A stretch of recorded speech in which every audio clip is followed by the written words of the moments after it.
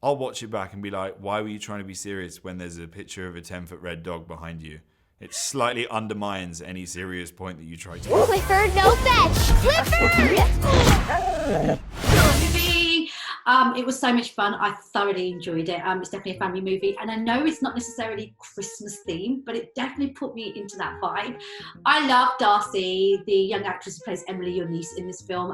It just feels like you guys must have had so much fun on set. The movie isn't kind of like set around Christmas, but I guess thematically it feels quite Christmassy, doesn't it? Because it has that sort of magical feel, and it's a very wholesome film, and yeah, definitely sort of puts you in the mood for like spending time with your family as well, because the movie at its heart is all about kind of like family and connection and generosity and kindness. So yeah, no, I can see why it sort of has that kind of Christmassy feel. And yeah, the main actress was amazing. Like, she's so talented.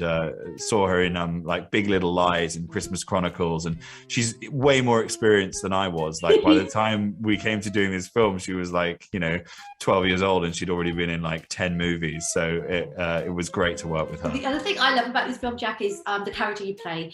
He's kind of like a dysfunctional kind of cool uncle, but the kind that you probably wouldn't leave with your kids. It got me thinking, when you're a kid, we all have that one family member that's slightly cool, but your parents don't trust you with them, but you get away with more. For you, who was that? Because I know it was your dad.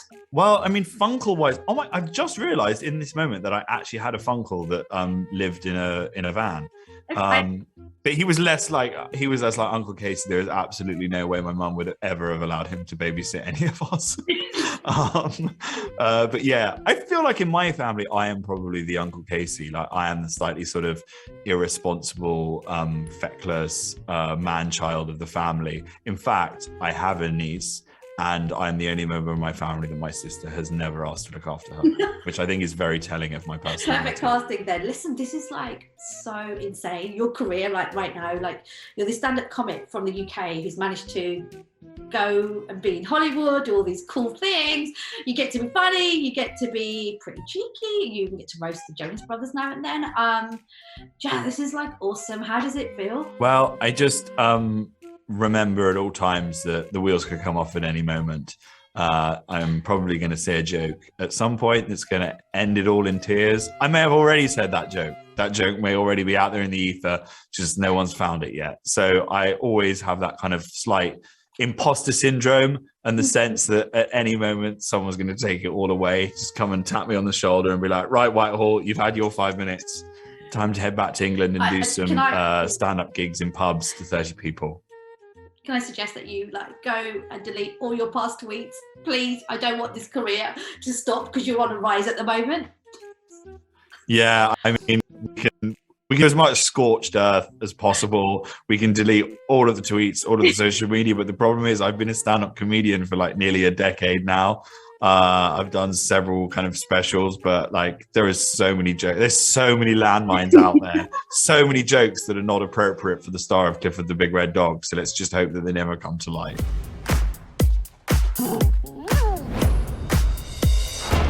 Uncle Casey, can you just stay for one night? One night.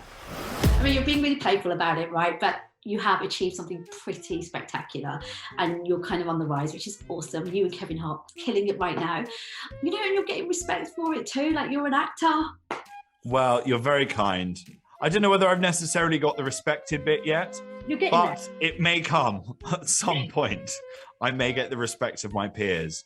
Right. But no, it's great. It's so nice to be able to do movies like this as well, to be able to make a film that's like wholesome fare and can be enjoyed by the whole family. And I've never been able to do that before. Like, I've never made anything that like my nieces, nephews, godchildren can watch.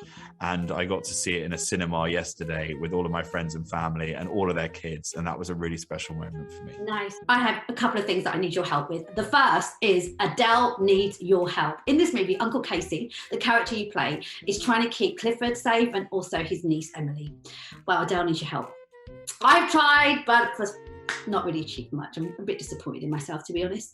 She adores The Rock, okay? She doesn't fancy him. He's just a childhood hero, so she just adores him, and she would love to meet him and hang out with him. Now, I've tweeted him a couple of times, and Dwayne has not hit me back, so duh.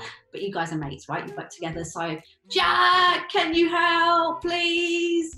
I would love to say that I could help, but I think I may also be in the category of people that The Rock leaves on red, even though he has my number. Sometimes it takes him quite a long time to get back to me. So I could send him a message, but it may be a case of watch this space because he can sometimes take a little bit of time. He's quite a busy guy. Yeah. Clifford, how did this happen? I was a little bit disappointed to find out that you are not hosting the Brits next year because you make it so much fun to watch because you are so funny and you always go to the edge before you fall over and you're cheeky and you make people feel comfortable.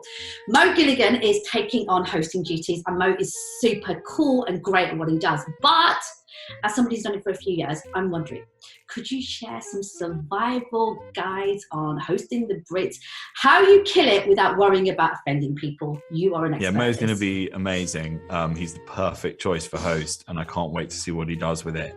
And my advice would be to enjoy it. And if at any point it feels like you're losing the room, just go for the low-hanging fruit. Niall Horan, Ollie Murs, every time it works. Just throw them under the bus and the audience will love you. Okay, so if all else fails, just go for Ollie and Niall. Okay, good to know. Thank you.